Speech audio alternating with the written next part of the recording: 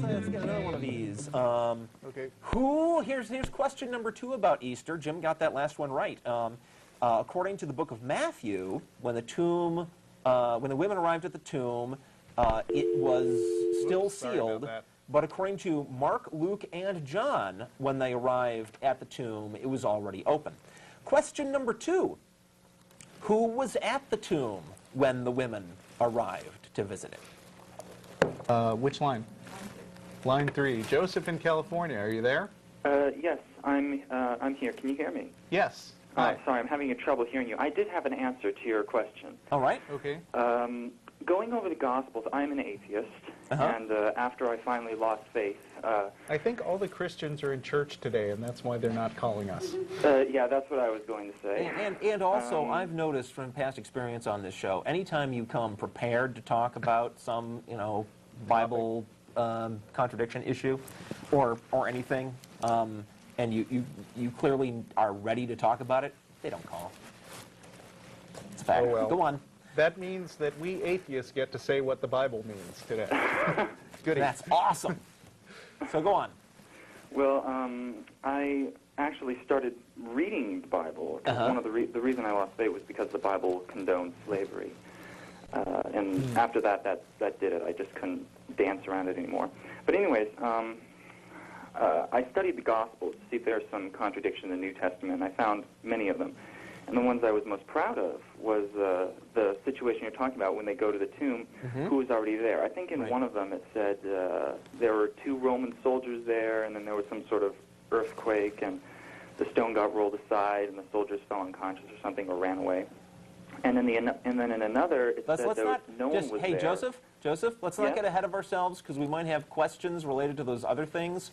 We're limited right now to just who's there, not what happens after they see who's there. All right, sorry.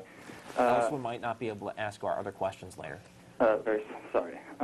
Spoilers. And there was, I think, they saw Jesus, and another one they saw Jesus there, and he said something to them, and another one they saw one angel there sitting on top of the rock, and another 1 or 2 angels inside of the tomb. Yeah. You're doing this from memory, right? Yeah. You're like a little bit off on every single one of those. But in point of fact, Matthew, Mark, Luke, and John all give completely different answers to this question. Yeah. Along the lines of the things that you just said, right? But it's a different situation every single story, every single version of the story. Amazing, isn't it?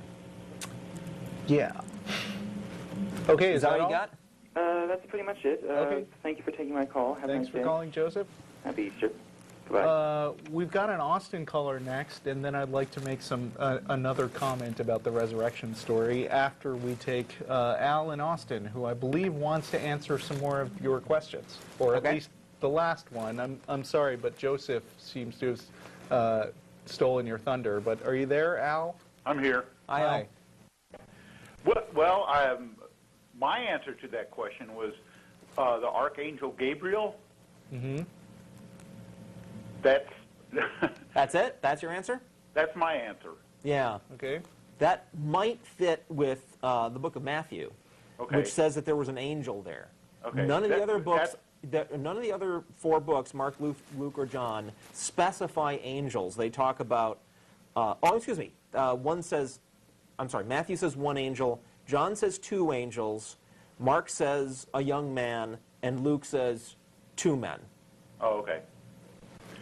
Well, the reason I guessed Archangel Gabriel is because the Archangel Gabriel seems to be the spokesman of God, seems to be the one that appears to believe the Archangel Gabriel appears to Muhammad and perhaps Abraham. Bear in mind that this was written like 700 years before there was a Muhammad. Right. Well, it's an angel. And I could be totally still around wrong about 700 years later. I have it in my brain It does not. I'm just saying that the fictional stuff in the Bible doesn't necessarily relate to the fictional stuff in the Quran, except to the extent that the Quran is homage. And it's interesting speculation, Al, but in fact, point of fact, none of the 4 books that carry this story identify either the men or angels by name. Okay, all right. Well, yeah. But, you like know, I said, Christians feel free to stick stuff in the Bible that's not actually there in order to reconcile stuff like this, so I don't see any reason why you can't do it too. Sure, it was Gabriel. Well, no, that's not what I was saying. I was just thinking, you know, there's a strain that goes between all the monotheistic religions. I mean, that they all 3 of the major monotheistic religions all have a common, I guess. Well, that's no surprise. Oh, yeah. Yeah. There's strains running through Christianity that come from polytheistic religions. Right, both before and after it, that it ran into later. Right. Yeah, The religions swipe Christianity- stuff from one another all the damn time. Christianity is an evolutionary branch off of Judaism, and Islam is another evolutionary branch. So it's no surprise that we see similarities between them. Right. Like today's holiday, Easter, swiped from the pagans. Right. And like Islam was, you know, well, first there was Judaism, and then there was Christianity, and then the last of the great monotheistic religions is Islam. And they, you know, everything kind of gets borrowed from the previous, you know, the previous religion. Sure. And then also Joseph from Smith. paganistic. Joseph Smith, when he invented Mormonism, made reference to Islam and was calling himself like the new Muhammad. Right. And to me, that just kind of proves how man has developed religion, and that there's no God out there. There's never been a God. Yeah, well, if I can play Jesus as advocate again for a second, just because... Wrong. Yes. Just because there are fraudulent religions doesn't logically demonstrate that all religions are fraudulent.